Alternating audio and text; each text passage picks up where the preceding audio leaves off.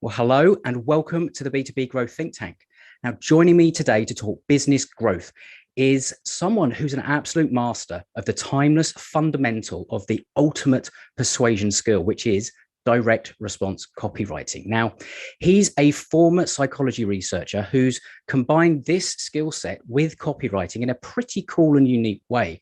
And that is we'll tell you where you can go to find this, but he's broken down 100 proven sales letters, and he did this in 100 days to uncover the master secrets of, honestly, the most elite copywriters of all times. And he's documented this entire process through daily YouTube videos. Now, he is today the founder of Game of Conversions, and he helps ambitious businesses convert more casual leads into high average order value customers and plug the holes in their leaking marketing and sales processes. So this is going to be a fantastic conversation. I'm absolutely delighted to welcome my guest, Csaba Borzasi, to the show.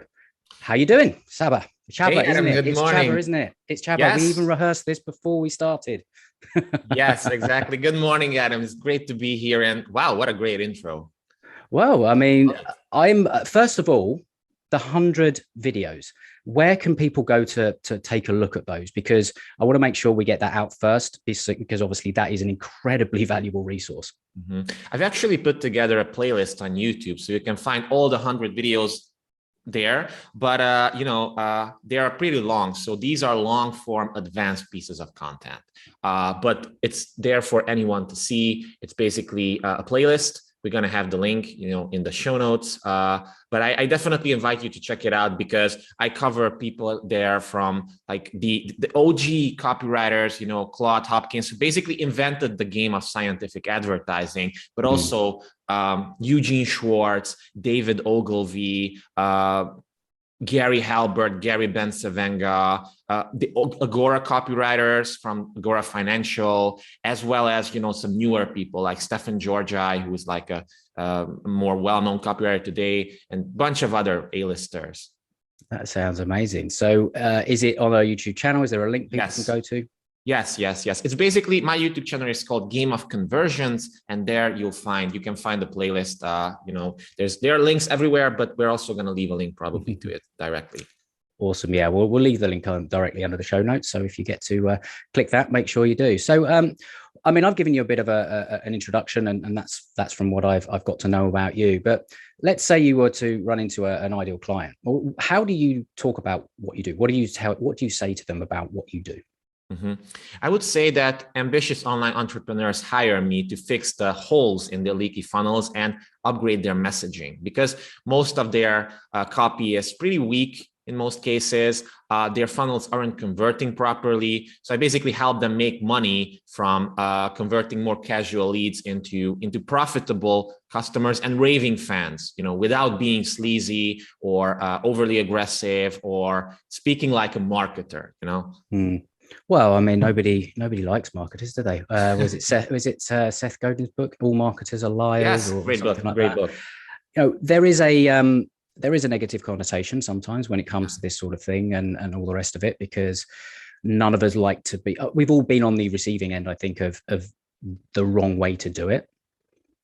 But you are very much from the perspective of looking at things the right way to do it. So let's sort of dive into that. Like, if we're talking we're talking copywriting, yes, but ultimately what we're really doing is talking about how to communicate with our clients, and how to communicate the things about our business that are going to matter to a client. So how do you think about this?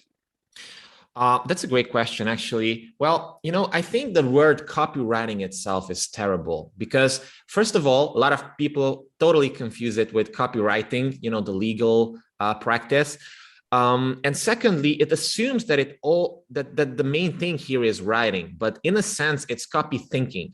And one of my mentors, David Deutsch, who's a high-level A-list copywriter, one of the best of all time, he came up with this copy thinking term, and it basically means that instead of just writing something, you should get into the conversation that's already happening inside your prospect mind. He wasn't the first one who came up with this idea, but he was the first one I know of to came up with this concept of you should we're in the idea business, right? And you basically want to communicate a persuasive idea, a big idea. Some people also call it the big idea, that sounds different, that sounds interesting, and that gets your message across as efficiently as possible, because a confused mind doesn't buy. So if you try to be funny, if you try to be clever about your headline or about a tagline or something, sure, you might win a few marketing awards, but in the world of direct response marketing and direct response copywriting,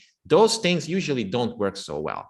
So you want to be simple, to the point, speak like write like you speak, and just like having a conversation at a bar with someone who's having like a problem and you happen to have a solution.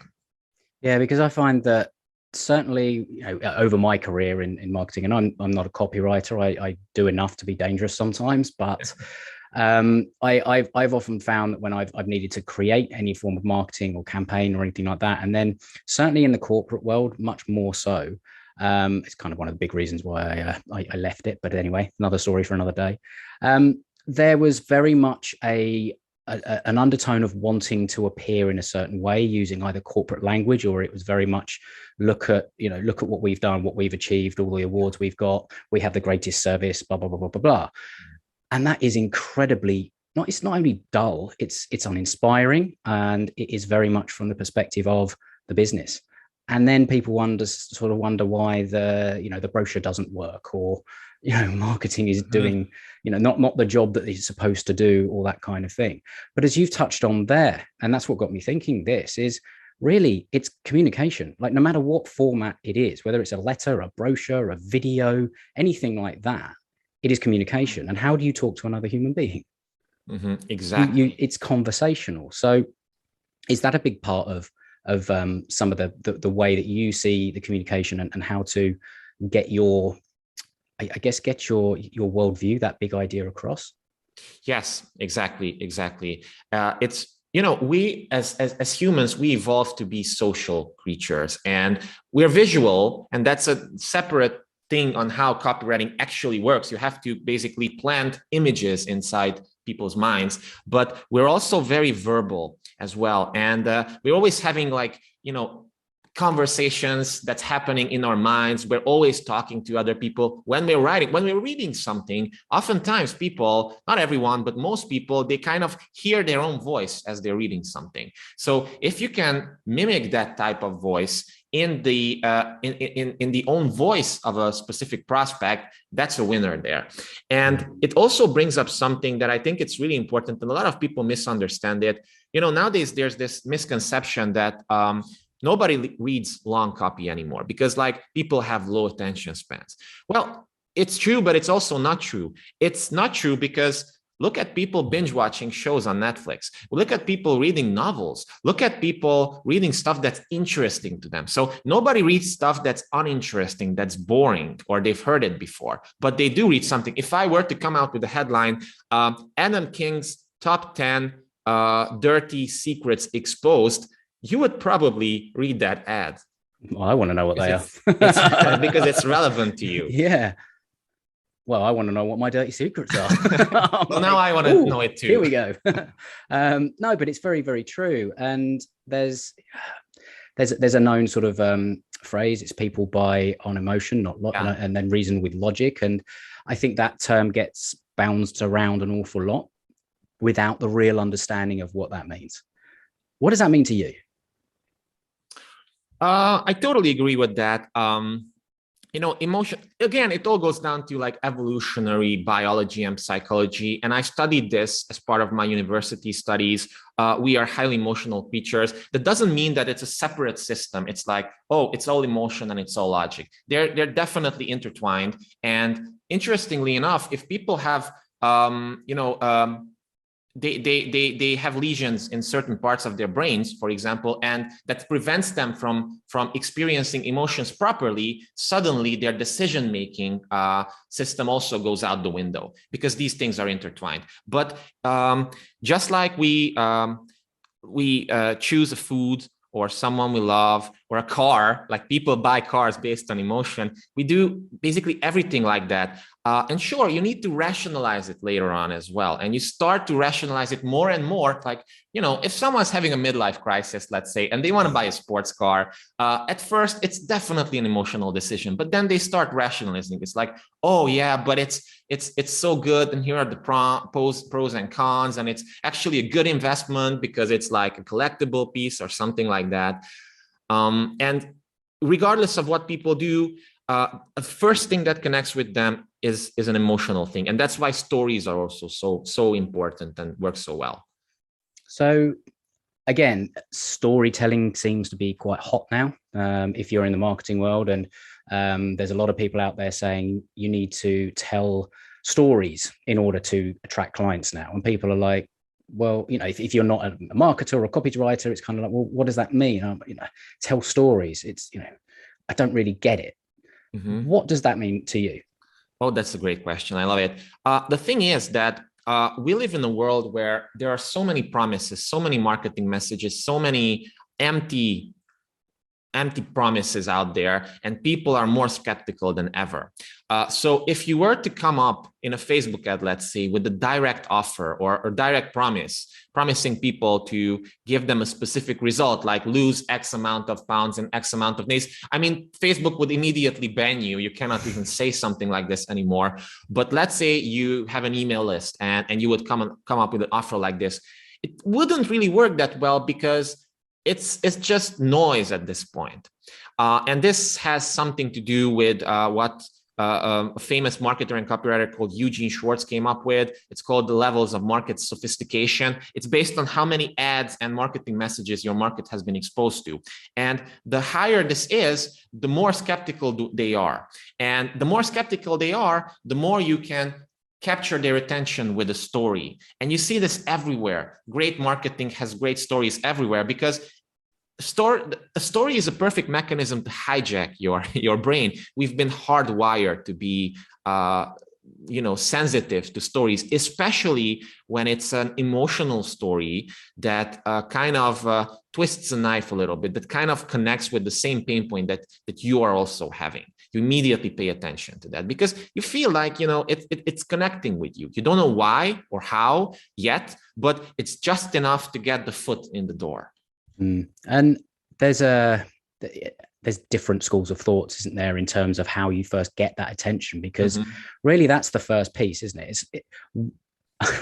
It's like we are still, as business owners running businesses or whatever it is, we're kind of still in a weird, strange way, little children clamoring for our parents' attention, right? But that attention comes from the market, or it comes from our ideal clients. And the first thing, or the only thing I think, or the majority of people are thinking, is how do I get more attention? That is important because it's the first thing. But what I find, and maybe you will have an opinion as well, once you get that attention, what do you do with it?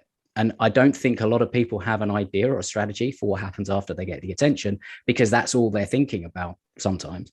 And it's a difficult thing because it's so hard to get that attention, especially today. And depending where you are, and you've got to think about things in different ways. And, oh, do I need to do stories? And how do I do this story thing? And maybe I should be copywriting and blah, blah, blah. Like, so many different, like, oh my God, that when you do get the attention, it's like, now what? Yeah. So now what? Like in your world, like what happens once you've grabbed somebody's attention? Yeah.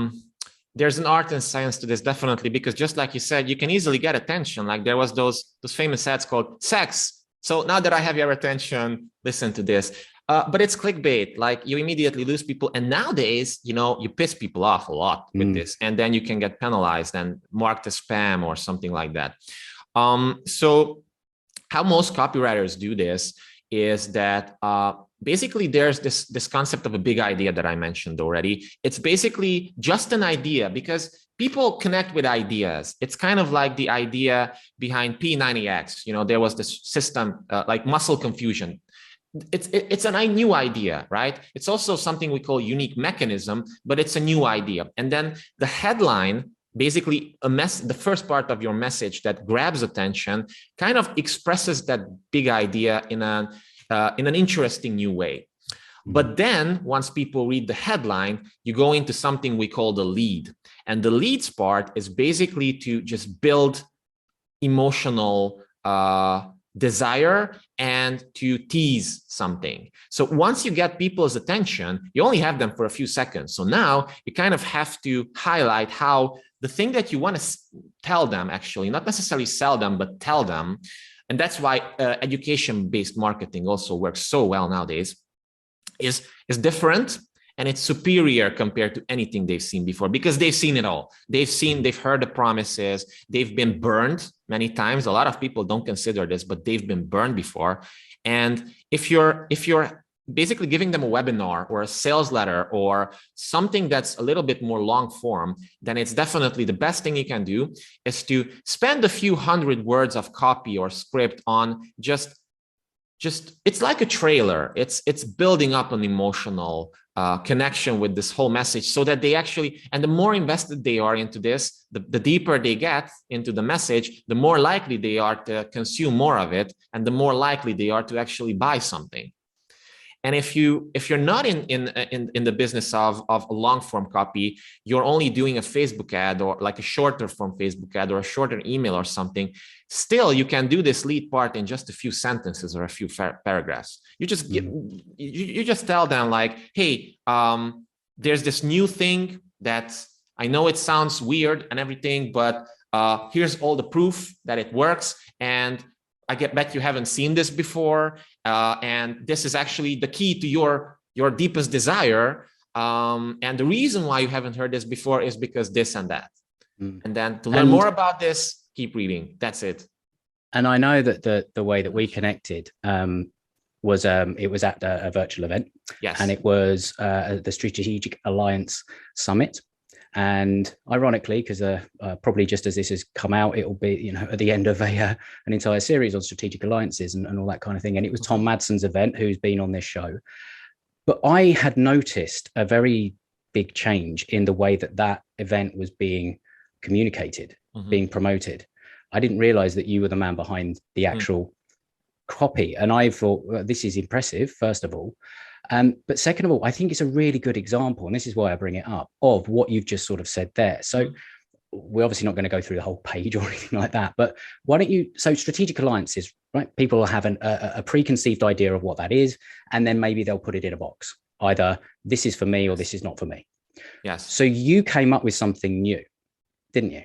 Yes. So the first thing we wanted to do with this one is to avoid something we call the categorical imperative. And this is basically fancy talk for, hey, I've heard that before. And I know that if the topic of strategic alliances, especially like a conference that's about strategic alliances comes up, a lot of people immediately disqualify it, saying that, oh, it's not for me. Oh, I tried it before. Oh, it sounds too complicated. Or I'm an introvert. I don't want to talk to people that much.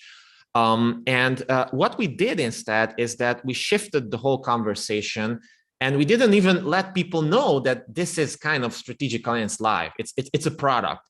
The whole page started out as like, there's this new thing called leveraged acquisition, and it's the best thing we know of to generate a surge of new buyers for you, risk-free and in a guaranteed way. And I know it sounds unbelievable, but just give me a few minutes so that I can explain, because this is unlike anything you've seen before. And even just hearing that, it's like, okay, like I would like to know what this new thing is. Like, what's this leveraged acquisition?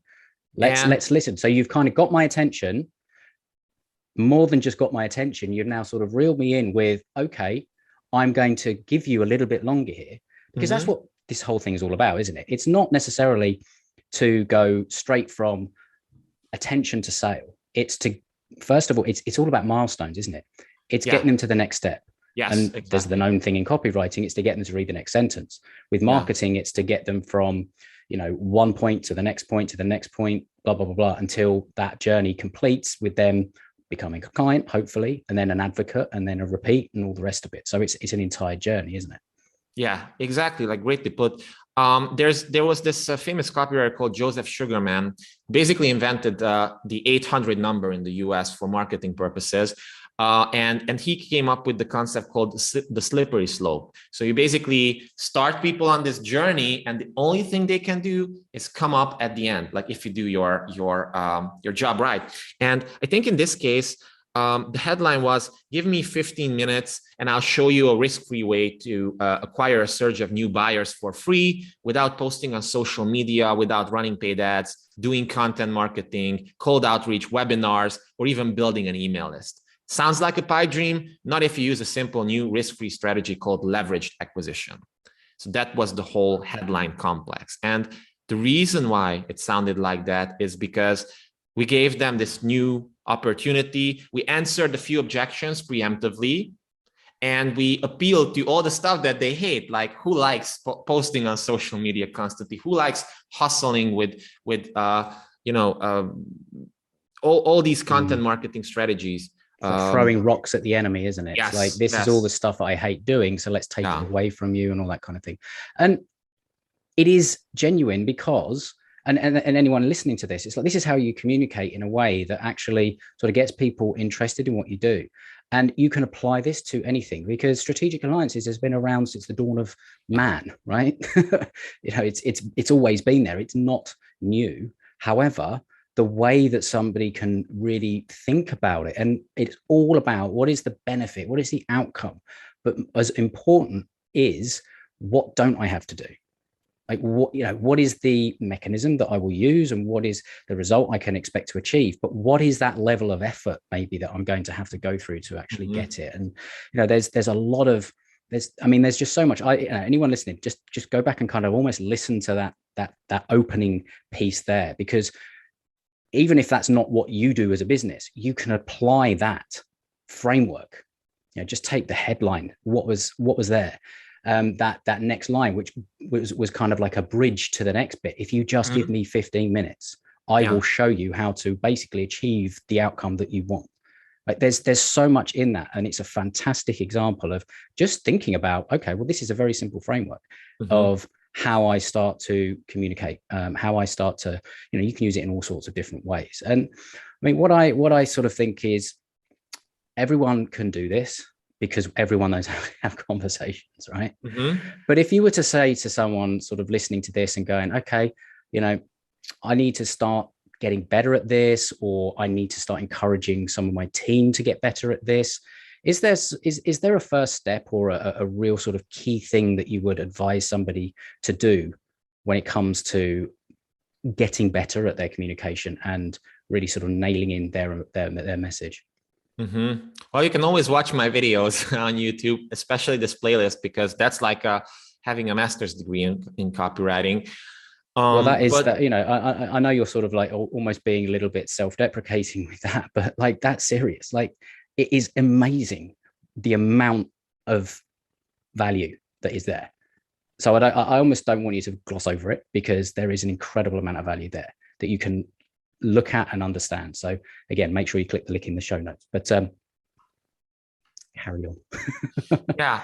So in other terms, like you kind of have to shift your thinking from this writing mode or this marketer mode into someone who basically wants to tell someone something. Because what I've noticed, and I also had this problem when I first got started, it's like, when I have a task, let's say I have to write an email or something, or sales email, we tend to shift into this writing mode. We tend to believe that we have to come up with this amazingly sounding message, and it kind of blocks us. It blocks our creativity.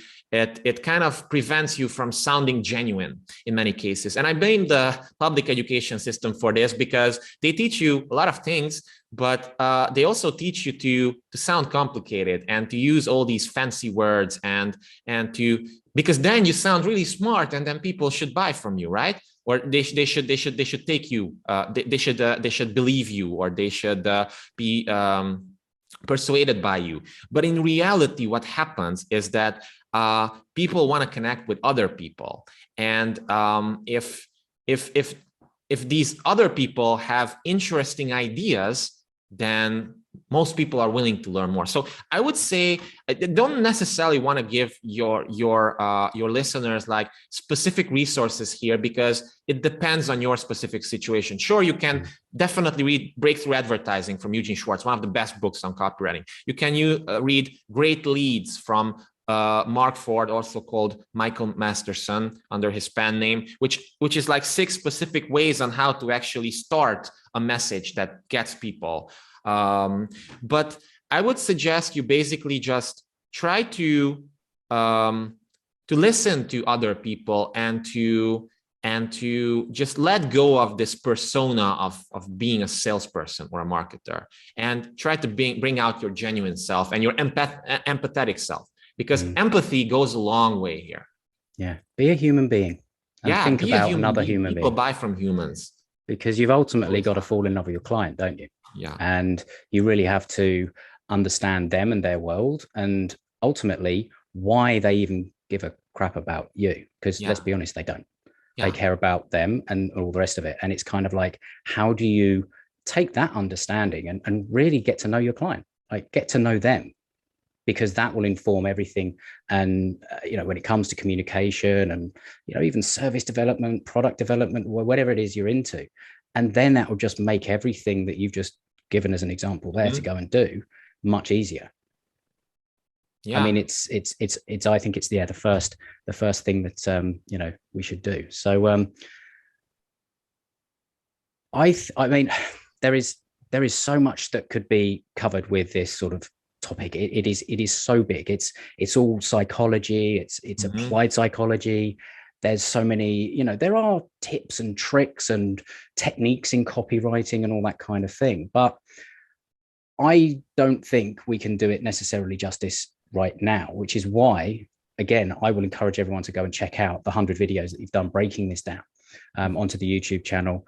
And, really, even if you just pick 1 or 2, just to get a sense of what it takes to really talk or write or communicate in a way that is actually going to serve you and your business. Because one of the last things I want to sort of ask you about is, because I obviously spoke about how we met and that you were the one responsible for the sales page for the event that we went to the Strategic Alliance Live. I don't know if you know this, but do you know the difference between what they had sort of last year and what happened this year? Like, is there a tangible, because that's really what I want somebody to take away. It's like, this is kind of like the before and after of doing this well. And by the way, this previously was written by people that are very good at marketing. What happened? I don't have the specific numbers yet, because Tom is so busy onboarding new customers because of this campaign, and because he's amazing. Testimony in itself, isn't it? Yeah, but it's like it seems like the current version generated mid-6 figures in cash and 8 figures in like contracts, future contracts. But I don't know the specifics yet. I do know I've seen the old page, and it screamed hype. Then that was the problem. All those too many bolded elements, too much caps lock, too many flashy colors, and like, hey, this is the best thing since sliced bread. And again, there are situations when that's what you want, when you know that your target audience is ready for your pitch and they just want the hype. Then that's what you have to give them. Then you don't have to beat around the bush. But in this case, since this was also going out to colder audiences, really wanted to warm them up in this sense. So it definitely worked better. It's hard to quantify, because Tom and his team is so amazing at like converting people on the conference itself. Well, what about in terms of, has Tom given you any indication of like registrations? Yeah, so more people registered, but the biggest thing we noticed, and this was huge, is that the people who registered, they showed up and they stayed until the end. Like 80% of those people stayed until the end. And if you're listening to this and you do any sorts of webinar or masterclass or live event or something, the fall off rate, how like you lose tons of people, like even after a few minutes. And the mere fact that like 80%. This is just, I don't know the specific number, but I would say around 80. Like I've also been on this conference and I've seen the people on the first day and on the last day. 80% of them were there on the last day, and a huge percentage of these converted into paying customers for like $100,000 program. And so this was the biggest ace in the hole here, is that as we made them consume more of the sales message and we educated them on the sales page itself, we shifted their beliefs and answered their objections. We kind of seeded this idea even before they came to the event, and they were already pre-sold. A great book on this is Robert Cialdini's Persuasion book. So they were pre-sold, and this was huge. Absolutely. I mean, it's as much as well, you know, the pre-selling thing is huge. It's kind of like the difference between, like, imagine if you were going onto stage, right? And you were going to do a talk in front of an audience, and somebody goes and says, now here's a copywriter, Csaba, let's listen to what he's got to say. Or, you know, this is why I give an introduction in the way that it is, because I want people to be kind of positioned in a way that people are going to understand that there's an incredible amount of value in what this guest is about to say. And I hope that primes, that positions, and that pre-sells people on going to listen, first of all, because it's a milestone. First of all, I want to kind of know a little bit more, and then we get into the conversation and all the rest of it. But that is huge. And it also disqualifies a lot of the people that maybe would have responded to the hype. And it also embeds them into the thinking required to actually achieve the outcome. And there's so much in it. And yes, we could go on for a long time. However, I think it is a good point to sort of finish there and let people go and finally go and check out those 100 videos. And, you know, tell us a little bit more, you know, where are you most active? If people want to sort of, you know, get in contact, where should they go to?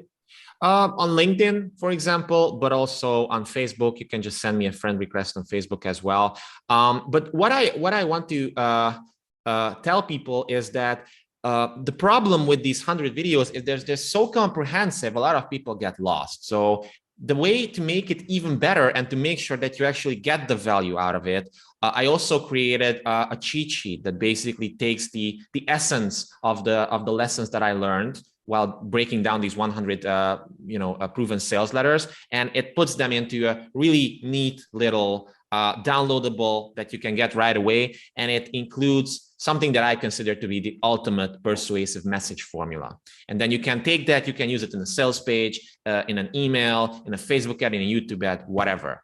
Plus, when you get this, you're also gonna get these proven sales letter breakdown videos dripped out to you with more commentary, with like specific tips on what you should look out for. So I definitely encourage you, if you're interested in this, to check out the specific page that I created. It's on my website. It's gameofconversions.com/copywriting-secrets.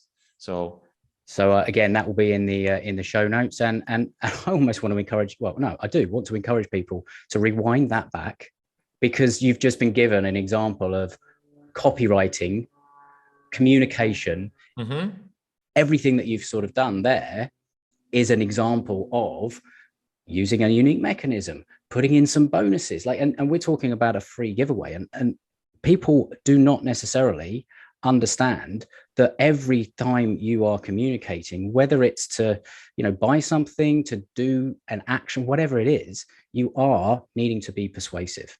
Yes. And that is a very, very good example and a great place to leave it. So thank you. Csaba, by the way, if people are, because it's a CSABA, isn't it? So in case people are going to go and check you out on LinkedIn.